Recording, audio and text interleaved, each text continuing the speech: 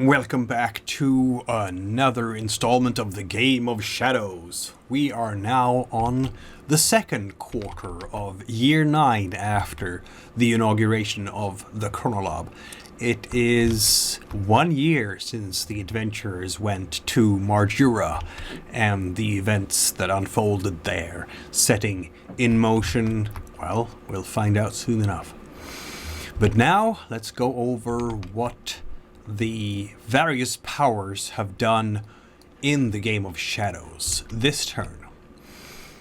Starting in the north, Trinsmira, Milake, the Fundibera has mobilized her witches, the inconspicuous witches. They came from far, they came from near, from the peaks and from the plains and from the forests and the shores. They gathered, and they were initiated. Hope ran through them like melting frost. Hope and power. This is a mobilization, and the inconspicuous witches go from level 4 to level 5. That's how easy it is to mobilize things in this setting. You just spend a turn doing it. Meanwhile, Lemur Sped is in fact going to raise influence to level 3 with his Malaki nobles. A deeply cowled man addresses the assembled nobles. A Shamashi priest joins them, ensuring only the harshest truths are spoken. Freed slaves, scarred by manacles, gaunt from deprivation and with hatred in their eyes, fill the rest of the hall. The man brings forth a small casket, and the smell of burnt flesh permeates the space. Horror at the sight travels through the crowd, and angry clamoring begins. Then Lemur speaks. They think that they have pacified Trinsmira. They think that they have purchased half of us and intimidated the other half. They think that they have foreseen everything, think that they have provided against everything. But the fools, the fools, the fools, they have left us our heroic dead. From this innocent child to our fathers and mothers, and their fathers and mothers back through generations of heroes. While our homeland holds these graves, Trinsmira, unfree, shall never be at peace. Ships in the harbor are raided that evening, and the town delights in the sight of a slimy, bloated Tracorian Langox in the harbor.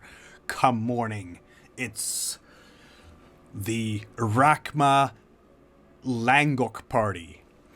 The roll was for 8 dice, and there is 6 successes in fact, which is more than enough to succeed with this. Lemur Speda gets level 3 influence in Milake, and that assures that his dominance there in fact, and Fundibera loses hers. And for this, he gains 3 fate dice and spends 1 to buy a new resource, which he calls Privateers, which is now in effect in Milake. He's going to have to move this, of course, starting next turn. In Himbergond, let's go to Himbergond, shall we? In Himbergonds, in the Himbergon Mountains, we have several powers. Fundibera mobilizes her priests. More priests arrive, bringing with them several carts laden with chests, boxes, and perhaps a sizable cage or 2. The other carts carried building supplies and digging equipment, apparently. And so the priests go from level 4 to level 5. Which is max for resources. They can't mobilize any further now. Meanwhile, in Himbergond, the same place, Lemur Speda is again going for raising influence to level 3 with the Fire Mountain Crowns. Simba the Butcher continues the executions, and that night the fortress awakens to screaming. A Dracorian soldier sprints towards the gates, wreathed in flame. He dies in agony as the fire burns on despite attempts to quench it. Larmans expects an exchange the next day. Instead, Simba burns the village to the ground. For the next 73 days, Dracorians awaken to the sound of screaming as another comrade burns before their eyes. Simba destroys more villages in response, and the violence only spirals. Larmans takes the half-burned body of a child and, cradling it to his chest, goes west to meet a man. That man had already sent a letter offering respect for protection and an aid organizing a freed mine. And Lemur gets support here from the Wigmakers Guild. Ingolma Dokella has sent organizers to Himbergond. They pour in, rallying for unionization and offering protection and aid for workers who rebel.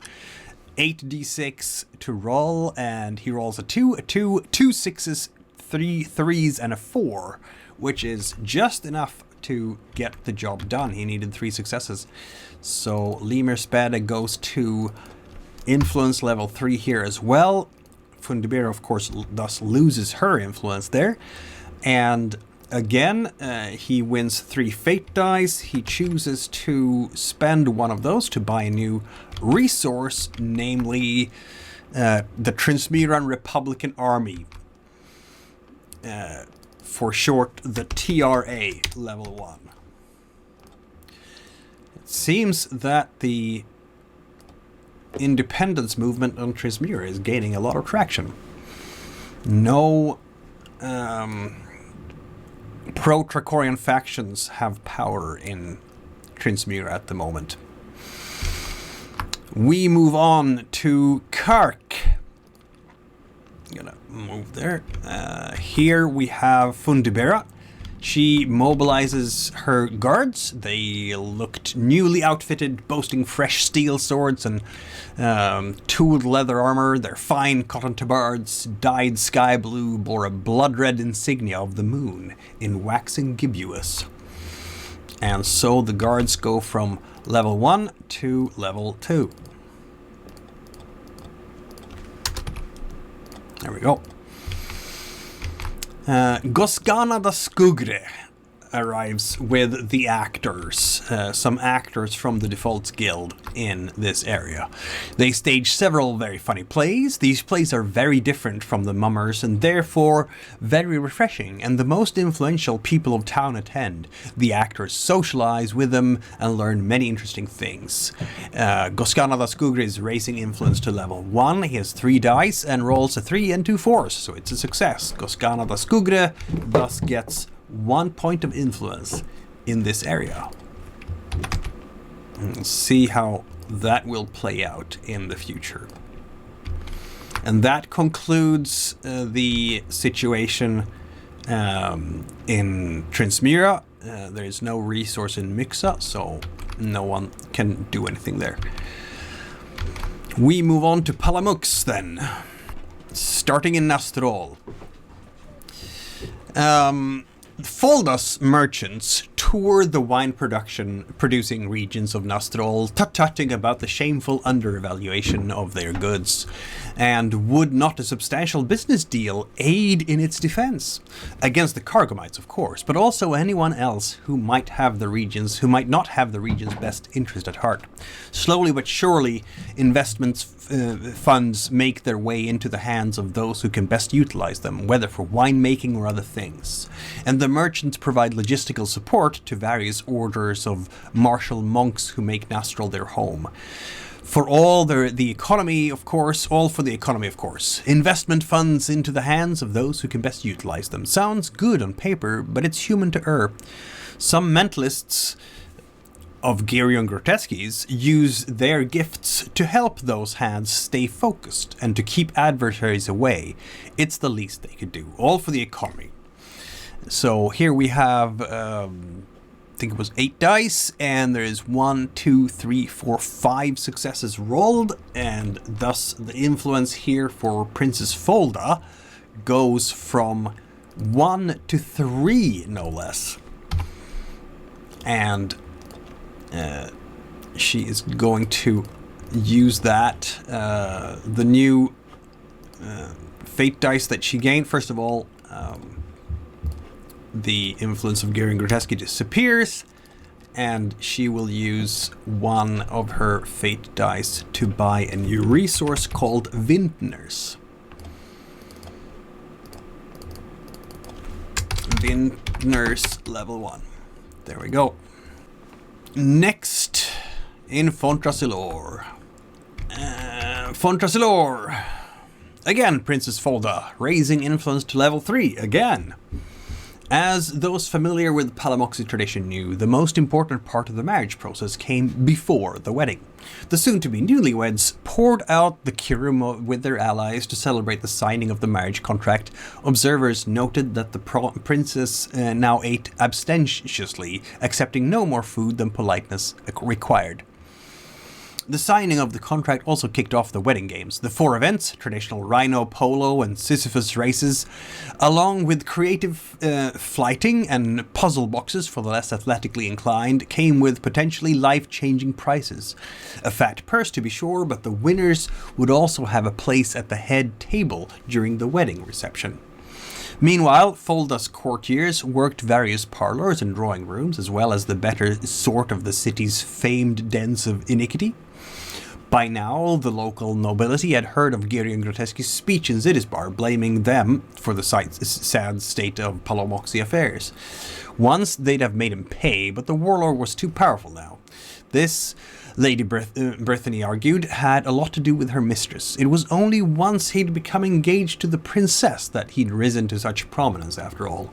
If the court of Fontrasilor wanted to avoid being crushed entirely, they'd therefore best align themselves with her. The nobles did one better, leaning into the drama of the moment and taking a passive-aggressive swipe at Gerion in the process. They swore their fealty not to Princess Folda, but to Georgiana, first of her name, Empress of the Clavicians. The woman thus acclaimed appeared alarmed by this, though she quickly pasted a smile on her face. The nobles, now competing to outdo each other in their praise of her, did not appear to notice. The illusionists working for Gerion have been placed in Fontrasilor for the expressed purpose of creating decoys of the newlyweds to hamper any attempts on their well-being.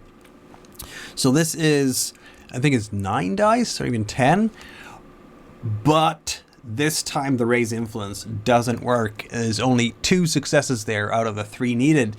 So the good people of Fontrasilor, being as blasé and world-weary and possibly having a lot of ennui, just aren't impressed by the attempts of the nobles to proclaim Folda Empress, considering its standard, needlessly dramatic behavior unworthy of their attention. Essentially, they shrug. And here, both lemurs sped. Gerion Grotescu lost 3 fate dice, and so did Princess Folda. That goes straight to the chalice because the attempt failed.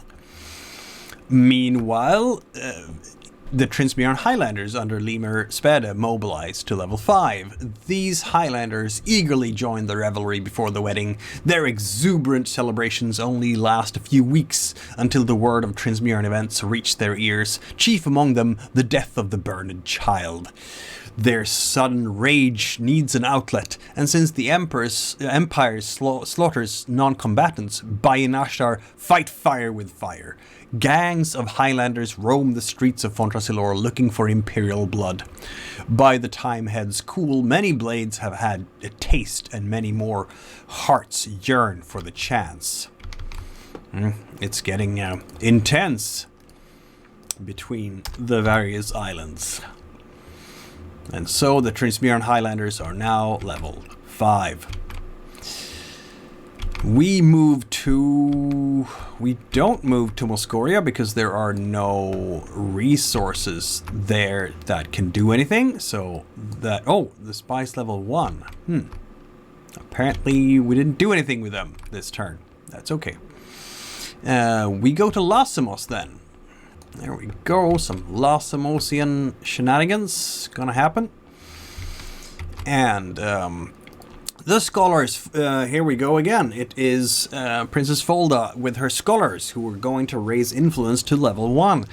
The princess and her intended take a detour on their way back to Fontrasalor from Zidisbar, where they received many an earnest congratulation, because the Lassimosi had known of their coming marriage before those jumped-up merchants across the bay. Thank you very much. The citizens were thus happy to assist their noble guests in finding a certain waterfall Garion had once read about. Meanwhile, Folda scholars made their way to Maravalda.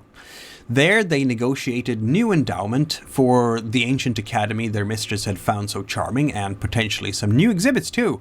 After all, if you went back far enough, the princess's family was Lassimosi too, and the Lassimosi look out for each other, at least when they're not too busy fighting. In exchange, the academics there needed only to tell her story, with the offer of extra grant money for the most successful. This was an easy task. The princess, after all, had proof of her ancestry, and her recent history was such as to practically write itself. A fairy tale good and proper. Who could reject such an offer in hope of hope in these troubled times? Soon the flower of Lassimosi's chivalry began flocking to her banner, especially those who were young and themselves of a romantic disposition. One of the prominent members is, of course, Ambrion Bluesnout, the Lord of Karasma, or, well, the Lord's younger brother, but since Arn Dunkelbrink has apparently disappeared without a trace, he has now proclaimed himself the new Lord of Lassimos and bends the knee to the princess and her betrothed. Which is, of course, also helped by a large contingent of skilled laborers from Nastrol working for Garion Groteski. They arrive shortly after the princess's scholars. They've been sent to assist in any way with helping the academy. New roof? No problem. Want to add a new wing? Just tell them what she wants it to be called. Why, Fundibera will also help. Her mummers know a good fairy tale when they hear one. A new show. Come one, come all. Watch the noble adventures of Princess Folda's ancient Lassimosi ancestor play out before your very eyes. The patriotism, the love, the loss. And this role succeeded as well. So the princess, in fact, gets level 3 influence here.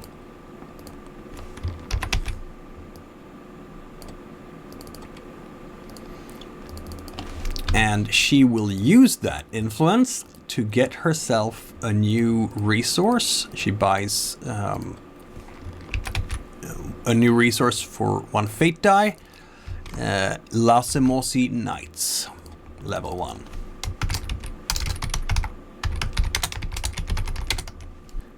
We move to Zidisbar.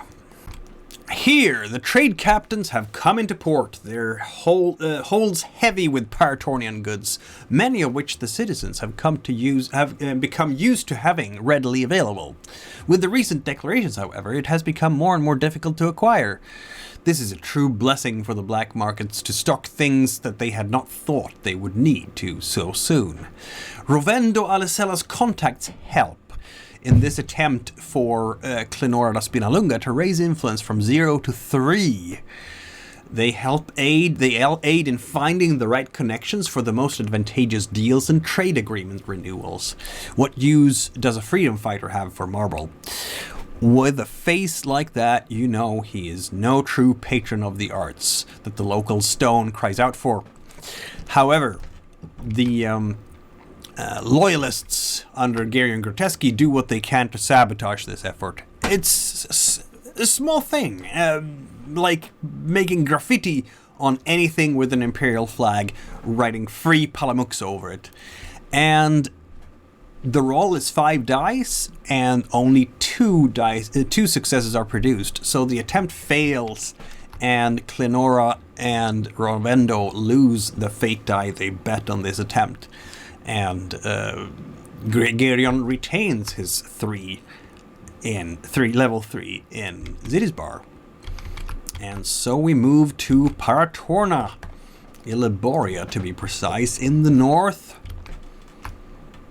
And there is Gosgana da Skugre with his agents. These agents mobilize from level 2 to level 3. Having recruited some reliable folks, the defaults put these recruits through rigorous training, including a mandatory visit to the Blue Child for its oracle. And thus, the agents go from level 2 to level 3. Level 3. We move to rule.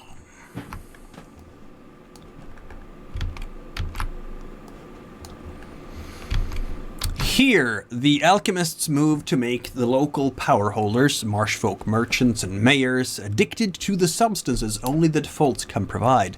When working to cure Illiboria from addiction, one needs power by any means necessary. 7 dice to succeed in raising influence from level 2 to level 3. But only 2 successes produced.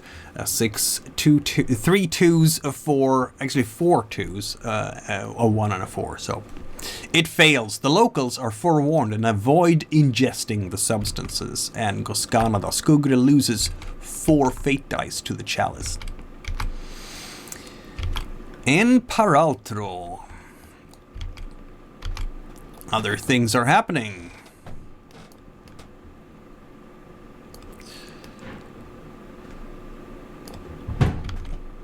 Here we have Sambar Sinkoria and Gobadagrumi are the only ones with resources here. And the favors are called in, and Gobadagrumi's soldiers, with the help of a few friends, move to take position, going from influence level 2 to level 3. Yalsop the Kamesti helps out with extra money for this to support his new member ally. And also the knights help out as well. And by providing the soldiers with extra professional mounted help. This roll is successful. There are 4 successes out of the, so like half the dice succeed, 8 dice, and that is 1 more than needed. And Gobadagrumi thus gets her influence from level 1 to level from level 2 to level 3, which removes the influence from both Goskana da Skugre and Ingolma da Kella, and she buys herself a new resource called Alchemists level 1. We move on to Hiltre Hodjar. Here, the foresters spread rumors about how the Duke is truly incompetent. Did you hear he lost a ship? Surely there is a better noble we can turn to. One who has the will and grace to rule justly and truly. That is the message spread by the foresters, who mobilized from level 2 to level 3.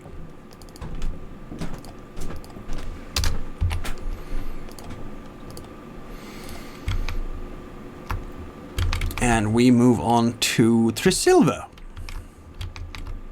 the capital of the realm.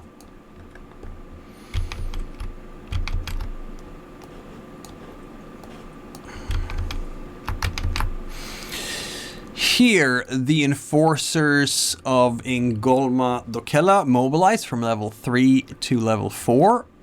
The enforcers work to keep the Wigmakers as top dogs in Trisilva through whatever force is necessary. Gobadagrumi, on the other hand, works to improve the secretaries. They get even some support with some local sorcerers and such like, who refine their competence further. And so the secretaries level up from level 3 to level 4. Thus we move on to Newmark, and where Ingolma Dokella has some bankers. They raise influence to level 1. The Wigmakers Guild begins establishing a small foothold in the lands, buying some properties and setting up shop. They work to attract fresh clientele, all the while singing the praises of the Duke Rovendo and the Emperor. Long may they reign. This is 5d6, and Rovendo Alicella does not block this, also doesn't help it. And there is no successes at all. The attempt fails completely. Apparently, the locals here are not terribly interested in doing business with these particular bankers, preferring to stay with the trusted agents of Duke Alicella and the Alicella family. So we move on to Malusa, and in Malusa, the spies collect their secrets and move in to increase their influence. In fact, Gubalagrumi rolls 5 dice and have 3 successes, and thus succeed in doing this. So her influence goes from 1 to 2, and she gains 2 fate dice as a reward. We move on to Bralorge. Here, the Duchess Clenora, along with her ladies-in-waiting, has decided to visit her neighbor to the north, the Duchess Alekra Trimelda. With all the rebellions popping up following the tragic loss of the sulfur mine, the time has come to rally together. To remind these insurrectionists of the might of Paratorna, with all those brave men and women going off to battle the dirty savages, the need for slaves will only grow, as will the amount coming in soon. So she raises influence from 0 to 3 here. And she rolls 5d6 and gets 4 successes. So she is rewarded with 3 fate dice in the chalice. She now has level 3 influence in Bralorge. And she will also buy herself a new resource, level 1, called Merchants. Also, Rovendo loses his influence there. There we go. We move on to not Britalva, because there's no resource there, but Karamak. The naval officers are seeing more and more applicants to the academy. The time has come to really whip these people into shape to make the next generation of a better Paratornian navy to protect the Empire's holdings, mobilizing from level 1 to level 2. And we move finally to Safina, where the Inquisition reigns. In Corjulme, the fishermen are going to raise influence from level 1 to level 2. The local fishermen, coming to the realization that the region is important to the growth of the Baru, decides to open further negotiations with nearby villages and port cities along the coast, increasing trade. It'll only be inevitable that the local fishermen will begin to trade with the nearby lands like Paratorna. And there is, in fact, 5d6 and 4 successes. So the influence of the Inquisition goes from level 1 to level 2. And there is no action at all in the Frimblian Plains, apparently. But there is action in Ardahals. The witch hunters there are going to increase the influence to level 3. The witch hunters, seeing that Baru was arriving, round up the locals that practice improper magic and make sure that their presence is known in protecting the region from those that are anti-creationist. They take over the region with ease and roll 7d6, and it is 3 successes. So that happens, and influence is now 3 for the Inquisition in Ardahals, and the Inquisition buys a new resource, level 1, called Fire Tongues. And that concludes the turn for the Game of Shadows, the second quarter of the year 9 after the Chronolob was inaugurated. Let's see what happens as the summer continues.